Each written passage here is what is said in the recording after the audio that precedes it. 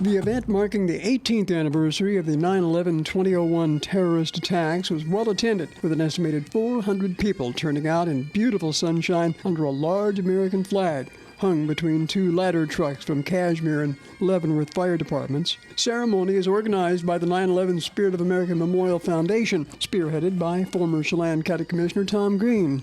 He commented on how important the Riverside Center Memorial is as a vivid reminder of that tragic day and as an educational tool for future generations.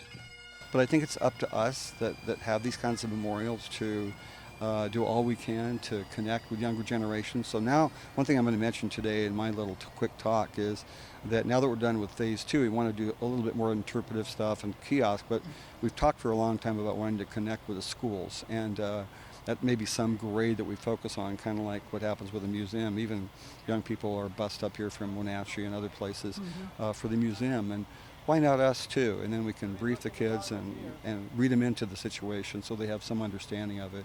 So I think that's going to be our ongoing mission, to me at least.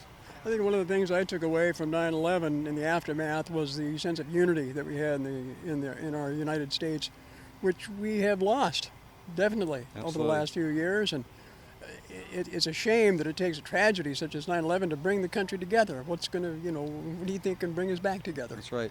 I think part of that educational piece is letting people know what kind of unity that we had and why it happened. And there's this core thing among the people of the country and even of the world. That was a world event too, not just our United States of America. It happened here, but because of where the U.S. is generally placed with peoples of the world, especially years ago, 18 years ago, it was a world event, world impact event.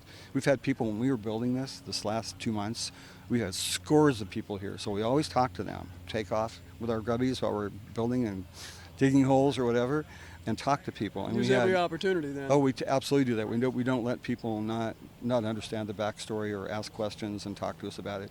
And it's what motivates us to keep going and to keep doing these sorts of things. But we've had people here from around the world. Not a lot. We've met in the last 4 years. I've met quite a few people on the site that are from other countries. A lot of people are driving through and say the Cascade Loop Drive, and they see the big DOT signs that they put up for us 4 years ago, and then added the annual ceremony sign. I think Becky did that for us 3 years ago at DOT. So I think this is becoming a very significant memorial on the West Coast.